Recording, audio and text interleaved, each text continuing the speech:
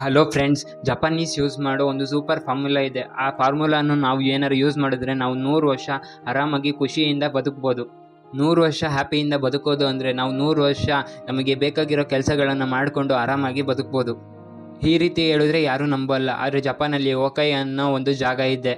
ಅಲ್ಲಿರೋ ಜನ ಬೇರೆ ಜಪಾನೀಸಿಗಿಂತ ತುಂಬ ವರ್ಷ ಬದುಕಿದ್ದಾರೆ. ಅದಲ್ಲದೆ ಅವರು ತುಂಬ ಖುಷಿಯಿಂದನೂ ಬದುಕಿದ್ದಾರೆ. ಅಲ್ಲಿರೋ ಜಾಗವನ್ನು ಜಪಾನೀಸ್ ಅವರು ಲ್ಯಾಂಡ್ ಆಫ್ ಇಮಾರ್ಟಲ್ ಅಂತಲೂ ಕರೀತಾರೆ. ಅಂದರೆ ಇವ್ರಿಗೆ ಯಾವತ್ತೂ ಕೂಡ ಸಾವು ಬರಲ್ಲ ಅಂತ. ಹೀಗೆ ಬದುಕೋದಕ್ಕೆ ಅಲ್ಲಿರೋ ಜನ ಒಂದು ಫಾರ್ಮುಲಾನ ಯೂಸ್ ಮಾಡ್ತಾರೆ. ಆ ಫಾರ್ಮುಲಾವನ್ನೇ ನಾನು ಇವತ್ತು ಹೇಳ್ತಾ ಇದ್ದೀನಿ. ಈ ಟೆಕ್ನಿಕನ್ನು ಜಪಾನ್ನಲ್ಲಿ ಇಕಿಗಾಯ್ ಅಂತ ಕರೀತಾರೆ. ಇಕಿ ಅಂದರೆ ಲೈಫ್, ಗಾಯ್ ಅಂದರೆ ವ್ಯಾಲ್ಯೂ. ನಾವು ಯಾವುದೋ ಒಂದು ಪರ್ಪಸ್ ಇಟ್ಕೊಂಡು ಈ ಜಗತ್ತಿಗೆ ಬಂದಿದ್ದೀವಿ. ಆ ಪರ್ಪಸನ್ನೇ ಇವರು ಇಕಿಗಾಯ್ ಅಂತ ಕರೀತಾರೆ. ನೀವು ನಿಮ್ಮ ಗೋಲ್ಗಳನ್ನು ಬಿಟ್ಟು ಬೇರೆ ಕೆಲಸ ಮಾಡ್ತಾ ಇದ್ರೆ ನೀವು ಯಾವಾಗಲೂ ಸ್ಟ್ರೆಸ್ಸಲ್ಲೇ ಇರ್ತೀರಾ ಮತ್ತು ನಿಮ್ಮ ಲೈಫ್ ಸ್ಪ್ಯಾನ್ ಕಮ್ಮಿ ಆಗಿ ಬೇಗನೆ ಸತ್ತೋಗ್ತೀರಾ. ಆದರೆ ಖುಷಿ ವಿಚಾರ ಏನಂದರೆ, ನೀವು ಈ ಜಪಾನೀಸ್ ಫಾರ್ಮುಲಾ ಇಕಿಗೈನ ಯೂಸ್ ಮಾಡಿ ನಿಮ್ಮ ಗೋಲ್ ಅಥವಾ ನಿಮ್ಮ ಪ್ಯಾಷನನ್ನು ಕಂಡುಹಿಡಿಬೋದು. ಈ ಇಕಿಗೈ ಟಾಪಿಕಲ್ಲಿ 4 ವಿಷಯ ಇದೆ. ಈ 4 ವಿಷಯನ ನೀವು ಕಂಡುಹಿಡಿದ್ರೆ ನಿಮ್ಮ ಪ್ಯಾಷನ್ ಮತ್ತು ಗೋಲ್ನ ಆರಾಮಾಗಿ ಕಂಡುಹಿಡಿಬೋದು. ಈ 4 ವಿಷಯದಲ್ಲಿ ಮೊದಲ ವಿಷಯ ಏನಂದರೆ, ನಿಮಗೆ ಖುಷಿ ಕೊಡುವಂಥ ವಿಷಯ ಯಾವುದು ಅಂತ ನಿಮಗೆ ತಿಳಿದಿರಬೇಕು. ಅಂದರೆ ನೀವು ಯಾವ ಕೆಲಸವನ್ನು ಮಾಡಿದರೆ ತುಂಬ ಖುಷಿಯಾಗಿರ್ತೀರಾ ಅಂತ ನಿಮಗೆ ಗೊತ್ತಿರಬೇಕು. ಯಾಕಂದರೆ ನೀವು ಇಷ್ಟವಾದ ಕೆಲಸ ಮಾಡಬೇಕಾದ್ರೆ ಅದಕ್ಕೆ ರಿಸಲ್ಟ್ ಬರ್ತಾ ಹೋಗುತ್ತೆ, ಮತ್ತು ಈ ರಿಸಲ್ಟಿಂದ ನಿಮಗೆ ಪಾಸಿಟಿವ್ ಥಿಂಕಿಂಗ್ ಮತ್ತು ಪಾಸಿಟಿವ್ ಫೀಲಿಂಗ್ ಬರುತ್ತೆ. ಈ ಪಾಸಿಟಿವ್ ಫೀಲಿಂಗಿಂದ ನೀವು ಆ ಗೋಲ್ನ ಬೇಗನೆ ಅಚೀವ್ ಮಾಡ್ತೀರಾ. ಹೀಗೆ ನೀವು ಹ್ಯಾಪಿಯಾಗಿ 100 ವರ್ಷ ಬದುಕ್ಬೋದು. ಮತ್ತೊಂದು ವಿಷಯ ಏನಂದರೆ, ನಿಮಗೆ ಖುಷಿ ಕೊಡೋ ವಿಷಯ ಬೇರೆಯವರಿಗೆ ಹೆಲ್ಪ್ ಮಾಡುತ್ತಾ ಇಲ್ವಾ ಅಂತಲೇ ಯೋಚನೆ ಮಾಡಬೇಕು. ನಿಮ್ಮ ವರ್ಕ್ ಸ್ಪೇಸ್ ಅಂದರೆ ನಿಮ್ಮ ಪ್ಯಾಷನ್ ಬೇರೆಯವರಿಗೂ ಹೆಲ್ಪ್ ಮಾಡಬೇಕು. ಫಾರ್ ಎಕ್ಸಾಂಪಲ್, ನೀವೇನಾದರೂ ಎಡಿಟಿಂಗಲ್ಲಿ ಬೆಸ್ಟ್ ಇದ್ದರೆ ಅಥವಾ ನಿಮಗೆ ಎಡಿಟಿಂಗ್ ಮಾಡೋದು ತುಂಬ ಇಷ್ಟ ಇರುತ್ತೆ, ಆ ಎಡಿಟಿಂಗನ್ನು ನೀವು ಬೇರೆಯವ್ರಿಗೂ ಕೂಡ ಕಲಿಸ್ಬೋದು. ಅದು ಬೇರೆಯವ್ರಿಗೂ ಕೂಡ ಉಪಯೋಗ ಆಗಿ ನೀವು ಅದರಿಂದ ಅರ್ನ್ ಮಾಡ್ಬೋದು. ಮತ್ತು ಆ ಲರ್ನಿಂಗ್ಸಿಂದ ಬೇರೆಯವ್ರ ಲೈಫಿಗೆ ಒಂದು ವ್ಯಾಲ್ಯೂ ಆ್ಯಡ್ ಆಗುತ್ತೆ. ನಾವು ಎಲ್ಲ ರೀತಿಯ ಖುಷಿ ಕೊಡುವ ವಿಷಯಗಳನ್ನು ಮಾಡೋಕ್ಕಾಗೋದಿಲ್ಲ. ನಾವು ಯಾವ ರೀತಿ ವಿಷಯಗಳನ್ನ ಚೂಸ್ ಮಾಡಬೇಕು ಅಂದರೆ, ಇದು ನಿಮಗೆ ಖುಷಿನೂ ಕೊಡಬೇಕು ಮತ್ತು ಈ ಜಗತ್ತಿಗೆ ಒಂದು ಮೀನಿಂಗ್ಫುಲ್ ವ್ಯಾಲ್ಯೂ ಕೂಡ ಕೊಡಬೇಕು. ಆ ರೀತಿ ಕೆಲಸವನ್ನು ನೀವು ಚೂಸ್ ಮಾಡಿಕೊಂಡ್ರೆ ನೀವು ಸಕ್ಸಸ್ ಕೂಡ ಆಗ್ತೀರಾ, ಖುಷಿಯಾಗಿ ಕೂಡ ಇರ್ತೀರಾ.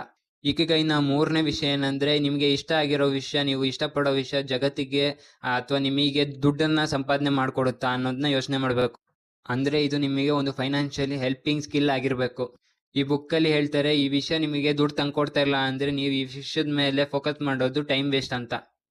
ನೀವು ಈ ವಿಷಯವನ್ನು ಇಟ್ಕೊಂಡು ಸಂಪಾದನೆ ಮಾಡೋಕ್ಕಾಗಲಿಲ್ಲ ಅಂದರೆ ಈ ವಿಷಯದಿಂದ ನಿಮಗೆ ಖುಷಿ ಸಿಗ್ತಿರ್ಬೋದು, ಆದರೆ ದುಡ್ಡು ಸಿಕ್ಕಿಲ್ಲ ಅಂದರೆ ಹೇಗೆ ಮನೆ ಬಿಲ್ ಕಟ್ಟೋದು, ಹೇಗೆ ರೇಷನ್ ತರೋದು, ಹೇಗೆ ನನ್ನ ಲೈಫ್ನ ನೋಡ್ಕೊಳೋದು ಅನ್ನೋ ಚಿಂತೆಯಲ್ಲೇ ನೀವು ಕೊರಗ್ತಿರ್ತೀರ. ಮತ್ತು ನೀವು ಮಾಡೋ ಕೆಲಸ ಕೂಡ ನಿಮಗೆ ಇಷ್ಟವಾಗೋದಿಲ್ಲ. ಇನ್ನು ಕೊನೆ ಪಾಯಿಂಟ್ ಏನಂದರೆ, ಈ ವಿಷಯದ ಬಗ್ಗೆ ನೀವು ತುಂಬ ಚೆನ್ನಾಗಿ ತಿಳ್ಕೊಂಡಿರಬೇಕು. ಫಾರ್ ಎಕ್ಸಾಂಪಲ್, ನಿಮಗೆ ಕ್ರಿಕೆಟ್ ಆಡೋದು ತುಂಬ ಇಷ್ಟ ಅಂದರೆ ನೀವು ಬೇರೆಯವ್ರಿಗೆ ಕೋಚಿಂಗ್ ಕೊಟ್ಟು ದುಡ್ಡು ಸಂಪಾದನೆ ಮಾಡ್ಬೋದು. ಆದರೆ ಈ ಕ್ರಿಕೆಟ್ ಆಡಲು ನಿಮಗೆ ಇಷ್ಟ ಆದರೆ ಬೇಕಾಗಿರೋ ಸ್ಕಿಲ್ಲೇ ನಿಮಗೆ ಗೊತ್ತಿಲ್ಲ ಅಂದರೆ ನೀವು ಬೇರೆಯವರಿಂದ ದುಡ್ಡು ಸಂಪಾದನೆ ಮಾಡಲು ತುಂಬಾ ಕಷ್ಟ ಆಗುತ್ತೆ.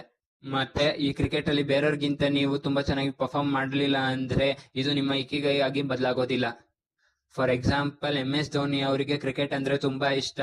ಅವರು ತುಂಬ ಪ್ಯಾಷನಿಂದ ಕ್ರಿಕೆಟ್ ಆಡ್ತಾರೆ. ಕ್ರಿಕೆಟ್ ಬಗ್ಗೆ ತುಂಬ ನಾಲೆಜ್ ಇದೆ ಮತ್ತು ತುಂಬ ಸ್ಕಿಲ್ನ ಅಕ್ವೈರ್ ಮಾಡ್ಕೊಂಡಿದ್ದಾರೆ. ಈ ಕ್ರಿಕೆಟಿಂದನೇ ಅವರು ಫ್ಯಾನ್ ಫಾಲೋಯಿಂಗ್ನ ಮಾಡಿದ್ರು, ಕೋಚಿಂಗ್ನ ಕೊಟ್ಟರು, ಆಮೇಲೆ ಒಂದು ಗುಡ್ ಟೀಮ್ನ ಬಿಲ್ಡ್ ಮಾಡಿದ್ರು ಮತ್ತು ದುಡ್ಡು ಕೂಡ ಚೆನ್ನಾಗಿ ಮಾಡಿದ್ರು. ನಿಮಗೆ ಇಷ್ಟವಾಗಿರೋ ಕೆಲಸ ಮಾಡಬೇಕು ಅಂದರೆ ಹುಟ್ಟಾಗಿಂದನೇ ನಿಮಗೆ ಆ ಸ್ಕಿಲ್ ಗೊತ್ತಿರಬೇಕು ಅಂತ ಅಲ್ಲ. ನೀವು ನಿಮ್ಮ ಇಡೀ ದಿನಚರಿಯಲ್ಲಿ ತುಂಬ ಟೈಮು ನೀವು ಸ್ಕಿಲ್ ಕಲಿಯೋಕ್ಕೆ ಕೊಡಬೇಕು. ನಿಮಗೆ ಇಷ್ಟವಾಗಿರೋ ಸ್ಕಿಲ್ನ ನೀವು ಆ ಟೈಮ್ನಲ್ಲಿ ಕಲಿತರೆ ನೀವು ಅತಿ ದೊಡ್ಡ ಬೆಸ್ಟ್ ಪ್ಲೇಯರ್ ಅಥವಾ ನೀವು ಇಷ್ಟವಾಗಿರೋ ಸ್ಕಿಲ್ನ ಅತಿ ದೊಡ್ಡ ಮಾಸ್ಟರ್ ಆಗಿರ್ತೀರ. ಈ ಇಕಿಗೈ ಚಾರ್ಟನ್ನು ನೋಡೋದ್ರಿಂದ ನೀವು ನಿಮ್ಮ ಸ್ಕಿಲ್ನಲ್ಲಿ ಯಾವ ಸ್ಟೇಜಲ್ಲಿ ಇದ್ದೀರಾ ಅಂತ ತಿಳ್ಕೊಳ್ಳೋದು ತುಂಬ ಈಸಿ ಆಗುತ್ತೆ. ಫಾರ್ ಎಕ್ಸಾಂಪಲ್, ನಿಮಗೆ ಡ್ಯಾನ್ಸ್ ಮಾಡಲು ತುಂಬ ಇಷ್ಟ, ನೀವು ಡ್ಯಾನ್ಸ್ ಪರ್ಫಾರ್ಮೆನ್ಸ್ ತುಂಬ ಚೆನ್ನಾಗಿ ಮಾಡ್ತೀರಾ ಅಂದರೆ ಅದು ನಿಮ್ಮ ಪ್ಯಾಷನ್ ಮತ್ತು ನಿಮ್ಮ ಚೆನ್ನಾಗಿ ಪರ್ಫಾರ್ಮ್ ಮಾಡ್ತೀರಾ. ಆದರೆ ಅದು ನಿಮ್ಮ ಇಕಿಗೈ ಅಲ್ಲ, ಯಾಕಂದರೆ ನಿಮಗೆ ಡ್ಯಾನ್ಸ್ ಮಾಡಲು ಇಷ್ಟ ಮತ್ತು ಅದರಿಂದ ತುಂಬ ಚೆನ್ನಾಗಿ ಪರ್ಫಾರ್ಮ್ ಮಾಡ್ತೀರಾ, ಆದರೆ ಅದರಿಂದ ಏನೂ ದುಡ್ಡು ಬರ್ತಾ ಇರೋದಿಲ್ಲ.